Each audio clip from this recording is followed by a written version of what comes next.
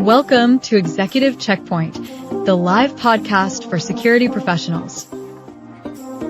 Each week, we explore industry trends, challenges, and insights with leading experts.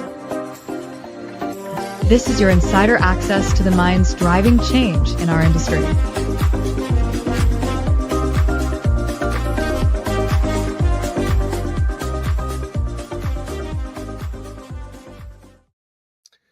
Welcome to Executive Checkpoint, where security professionals gain insight into the ever-changing world of physical and cybersecurity. I'm your host, Tino Urbina, and today I have the great pleasure to have with me Leo Levit. He's the chairman of ONVIF, the global standard for network video and access control. However, Leo's work is about more than standards. It's about unifying a fragmented industry through collaboration and foresight. In this episode, we explore the mindset behind standard setting, the power of consensus, and what it takes to lead through change. Leo, I'm so glad that you're able to join us. Where are you currently today? Today I'm in Sweden, so it's already darker outside, so I'm in the cold northern country today. There you go. So good evening to you. I'm in Houston in the US, so it's morning time, and we'll get some of that weather, Leo, in the next coming days. We're supposed to have some snow, which rare to happen in Texas, but here you are, crazy world. Leo, glad to have you. Like you and I were chatting before we jump in the podcast. You have a great, interesting background. Most people know you from your professional side, and why not? Tell us a little bit about your where you grew up, where you come from, and eventually how you maneuvered to be in the security industry. Let's start with that. Why not? So here we are starting the couple of hours long story, but I'll try to condense it a bit. Sure. I was born and grown up in Russia, just a small suburb of Moscow, and was living there until I graduated from university. So my background is electronic engineering. So I'm an engineer in the background, and this is actually kind of encapsulate my curiosity for the technical challenges. And shortly after I graduated, I moved to Sweden and started to work at Ericsson, which probably one of the biggest technological companies in Sweden at that time. So this is where my real engineering career started in almost 30 years ago, actually. Well, yeah. You look great for a 30-year career, sir. Yeah. So, when you reflect on your earlier years, what moments, of value do you feel shape in your philosophy today? We as human beings are never stop learning. I mean, if at any given point in time you feel that I have experience and that's it, I'm gonna base my decision based on that, it's never gonna change, you're probably wrong. So I think one of the biggest insight I gained during my early time in the professional work, in professional career, it's that never stop learning. World is changing so quickly you cannot comprehend it really, and you should be open to change your decisions, to change your viewpoints when you learn more about the actual challenges or life or conditions out there. So never stop learning and be curious. This is something that I got very early through in my career. And at the moments where you feel that you're an expert and you can master a challenge, and all of a sudden an additional insight coming into play, and suddenly you realize that, oh well, actually my opinion was wrong and I need to change it. I need to create a new one, adapt it based on the new information. That's very interesting experience. I think you make a great point. Our industry specifically, but many industries have to deal now with the fast path and moving target that is technology, and that's all we deal with. And we're in an industry that is already very complex, and you guys deal with some of the most complex portion of the industry. Was there a moment in your path to leadership that you doubted a little bit that this was the correct industry, or were you always been passionate about the security and, in this case, video? And Well, to be very honest with you, I wasn't very involved with the security industry until I joined Axis Communications some years back. Up until that point of time, the majority of my career was within telecommunication from different domains, both from system part of that with massive network deployments, multinational companies and multinational networks, and also within mobile device industry. So security came on top of that, and actually it's a perfect combination, because when you work with any type of technological development, security comes very natural. And when I entered and I started working at Axis Communications some time ago, this is where it's actually all came together, all the knowledge about communication protocols, use of data, how do you transmit video from one endpoint to another. All of that technological knowledge came, very handy to be applied within the security industry.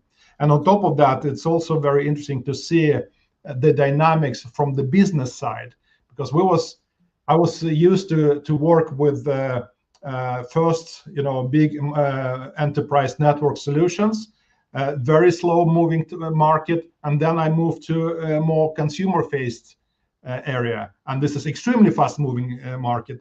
And after that, entering security business, I see that from the technology point of view, we're very eager to develop the industry, but it's still quite conservative when it comes to ways of working, business setup, and it's great to see and bring all those knowledge to the security industry from the previous experiences. I think that's a great point. I feel that communications gain that unifying point when there used to be all silos, right? And now the market dictated to come in. And I think we're going through the same thing in security, slow moving, but we're slowly getting there. I think communications did it earlier on. Now, ONVIF plays such a foundational role in the industry now, but it was like stepping into that new role with ONVIF? What pressures came with leading a global standard organization? Well, that's a very interesting question. ONVIF is unique set of mentalities. Let us put it this way. Fundamentally, what to lead this organization is means that we create an environment where different companies that in a lot of cases competitors to each other need to collaborate across company borders, cultural borders, geographical borders, in order to create solutions that develop the industry as a whole. And again, every time we have discussions with this organization, I need to keep the idea of collaboration as a highest priority, and motivate collaboration across the organization, in different parts of the organization, in different committees and different working groups, and always remind our members that we're coming from different companies and we compete on the market, but we are here together in order to grow our industry for the greater good of our companies as well. Sure. Yeah. To me, to your point, interoperability is often seen as a technical checkbox, but the reality is a strategic choice that can define how scalable, secure, and future-proof your systems really can be. From your perspective, what does interoperability really mean for the future of the security industry? And what are the biggest challenges in making a global standard, not just a technical spec?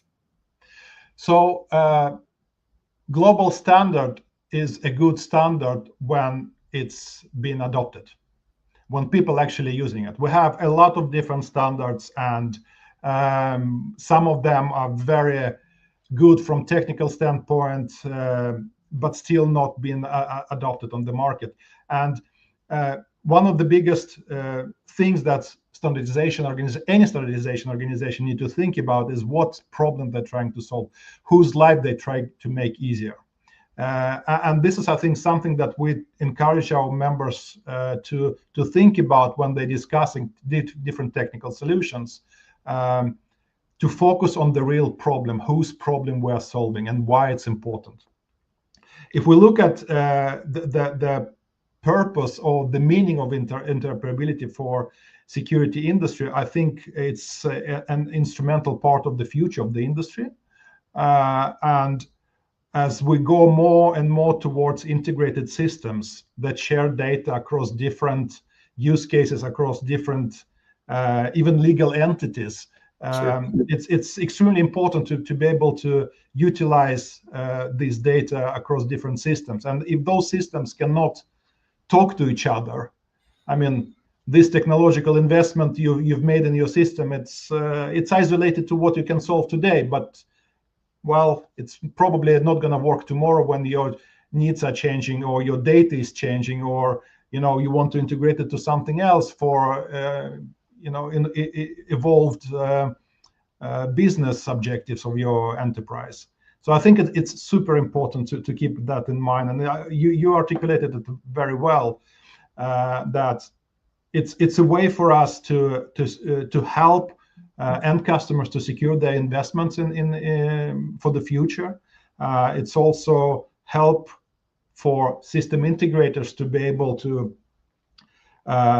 build the system based on the components that we know can talk to each other. Yeah, and I think it's all different stakeholders that we are addressing are benefiting from that, and interoperability is definitely a very important part of our industry going forward. Right. Well, that's I think that a big portion of it is, like you mentioned, innovation, right? How do you keep innovation alive in an organization that is about agreement and alignment? What's the secret sauce to move this big companies forward in the same direction? So I think the very important topic that we bring in all our meetings is actually encouraging our members to come with ideas, because we as an organization have our ears to the market through our members. Of course, we have our own feet on the ground, and we talk to the people. We listen to the markets. We have different roles with an organization that are very good at interviewing different stakeholders. But the very important topic is to encourage our members to bring the real problem to us. So if, for instance, a member who is a hardware manufacturer develop some kind of camera hardware, comes to us with ideas and say, listen, we believe that we need to solve this communication protocol issue because it will help us to address more markets. So this is where we try to start working and start to ask other companies whether this problem is also something they seen before in the field. So a lot of that work is actually encouraging communication. When we have the topic, it's really a communication towards our members and trying to understand whether there is more than just one member seeing this issue. So it's very it's a huge work of collaboration and consensus, because the whole setup of the organization is built on the consensus, and there are very strict rules that's made in order to prevent a certain players or individual players to dictate technology or standards. It's all based on the consensus, and I think it's it's really fantastic to see how people actually collaborating within the organization. It's great fun. I'm really enjoying it. From an engineer mind, of course, that's combination of social and technical. Have there been tough moments where aligning the stakeholders globally felt impossible? How do you navigate that? Well, continue discussing, and openness and respect is something that helps to find and navigate through those challenges. And we do have from time to time very difficult questions on the table, both technological but also organizational questions that we need to tackle. And again, I mean, based on the spirit of collaboration, openness, and strategic alignment, I must say that we very seldom end up in the situation where we cannot solve issues very quickly and we need to table it and come back to the discussion. But it's always been the productive discussions, and we're always able to find a solution based on consensus. So actually, I'm super proud of that part, that we're always able to agree. That's great. That's unique, though. Well, Yeah. and speaking of technology and change, AI is always a part of our conversation in this forum because it does have an impact and because it is moving things forward faster and it's changing and evolving our industry in a way that sometimes feels like escapes us the second and is out. And what's the impact of AI for your organization? Well, this is the topic that we could talk another hour about. I would love to see AI as a kind of double sides of the same coin. From one side, it's a fantastic technological piece that allows our industry to be more efficient, to identify threats ideally before it happens and prevent them, to analyze data more efficiently. And obviously, once the data is analyzed, it needs to be transmitted. This is where ONVIF want to make sure that it's transmitted in a way that is unified, that everybody can understand. And we do have a first attempt of doing that as a profile M that specifies some of the analytics metadata, but AI is much broader than that. So we continue to work on that part, like how to transmit AI-generated data. This is one part, and this is very important for us to continue working with the standardization to make sure that data generated are being used in a unified way. This is, but another thing that we're looking at is actually what threats AI are posing to our industry. And I mean, we're all seen on YouTube or other platforms a massive amount of sometimes very funny videos that AI generated, and we laugh at that. But actually, you and I can create AI-powered videos at no time, at no cost. And it's very difficult to see whether it's authentic or not. So that actually force people to ask the question when they see surveillance video: is it real video, or is it been altered or even created by AI? Sure. So just imagine if you are in the court of law and the prosecutor presenting evidence as surveillance video, for instance, and an attorney can easily turn it down by saying, you know what, based on the fact that there are so many free tools that can generate this video, can you prove it's authentic? It's very, very difficult.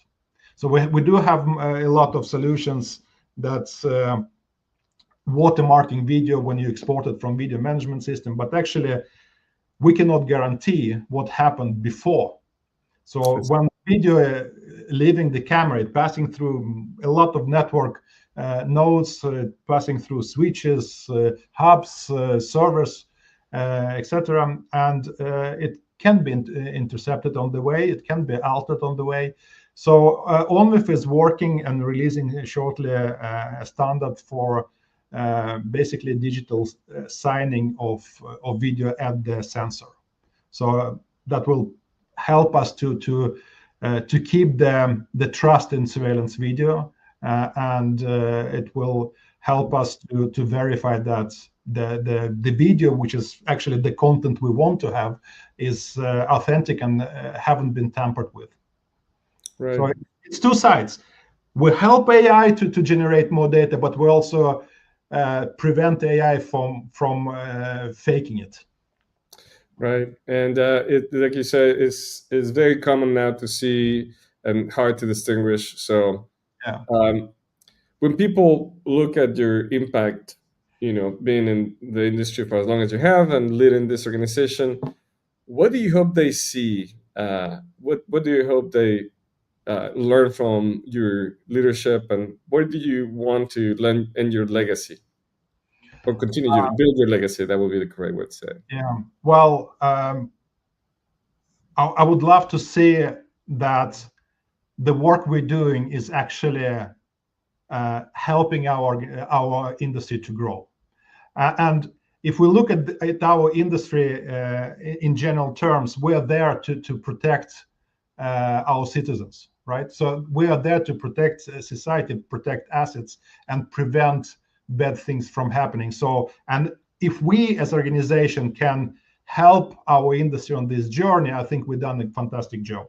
So this is what I would love at some time in the future be my legacy, that we really help this organization to be even to make our world even safer place. That's great legacy. This is something that we're really focusing on. Absolutely, and security professionals, sometimes we focus so much on the technology, and it's always important to remember that we are saving lives and property and assets. Is there a belief that you have? Did you feel that you needed to unlearn as a leader in this space? To unlearn? Yeah. Well, as we said in the beginning, I mean, this world, this technology universe is changing so rapidly and so quickly, and I think the pace of development is constantly increasing. So I think what was true yesterday, not necessarily true today. And I think as a leader, you always need to have this mindset of be able to question yourself. You need to be sure on that you're on the right path, but you also need to be open to external factors and be able to alter when needed. Right, so it's two different things: being strict to the strategy and idea, but also hear and learn constantly what's going on. And sometimes it's again, things that was true yesterday need to be reevaluated tomorrow. I remember very well in 90s 8 kilobytes RAM in computer was good enough, and everybody said that's never needed to be more than that. Well, if we're at that level today, you have a very, very slow you're not in business. Exactly. So you need to be able to question even the things that are religious, and sometimes Absolutely. Do you feel that leaders today have a little bit of a gap in the decision making when it comes to moving forward technology and organizations, and not just talking about within the organization, but across the commercial side of the industry, right? The end user. Is there a field that gap exists, and what do you feel is the limitation, and that might be possibly holding back on implementing technology? I think it's very difficult to kind of pull everybody in the same box. Sure.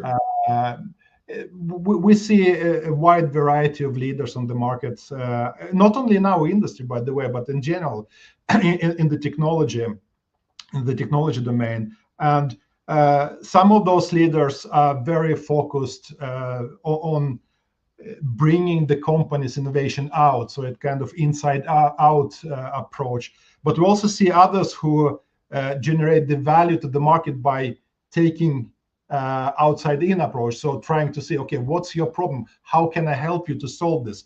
And developing solutions and developing, company business in a way that really solve the problem. So my personal opinion is the truth is somewhere in between. The ultimate leadership is somewhere in between. You need to have your vision and ambition and how you want to drive your business forward, but you cannot do it isolated from the reality and the real needs. Because as we was talking about leadership within ONVIF or technological discussion within ONVIF, we always ask ourselves whose problem we're solving. As engineers, we're very passionate about technology. It's the greatest thing we know, right? So sometimes we just keep spinning the discussion because it's such fantastic technology, but it's always good to ask a question: will it help, and how will it help? What's the real use case? So I think the combination of two approaches is makes the leader an ultimate problem solver with great ambitions and great vision and mission statement for the enterprise. Great. Well, here's a little different question, changing on our conversation on technology and leadership. There's a percent of our viewers that are starting their careers and they're looking for advice. Thinking back when you started your career as a new engineer, knowing what you now know today, what advice would you give to yourself in those early years of your career? Don't be scared to speak up. This is probably the most single important advice I would love to give the new engineers. Think about that from that angle. You've been hired to the company for your intelligence. Your intelligence and your skills are very often materialized through your opinion, not only through your code you develop or semiconductor box you've built. It's also your opinion, what you think is right, what you think is wrong, and be able to speak up your opinion with respect to others, but don't be afraid that people don't want to listen. You are in this position because people want to listen to you. Just think about that and be open about what you really think. Absolutely. I think that's such an important, for anybody starting their careers, to have that confidence, right? It's okay to have an opinion, and whether if it's not exactly correct, you can learn from that as well. Well, Leo, as I promised, this has been a fast and furious conversation. I think we could have continued for another hour, like you said. I do have a lot more questions about AI. Maybe we leave it to the next chapter. But I want to ask you, if someone wants to reach out to you, connect with you, what's the easiest way to do that? So the easiest way, obviously, when it comes to the ONVIF-related question, is onvif.org. You'll see a lot of information and all the contact details there. Reach out on LinkedIn to me if there are any other questions. So I'm an easy person. Great to hear. Looking forward to our next conversation, Leo. Thank you for sharing not just your expertise, but your story, the values behind the standards, and the heart behind the technology. To our viewers, until next time, stay informed, stay secure, and we'll see you in the next checkpoint. Thank you. Thank you.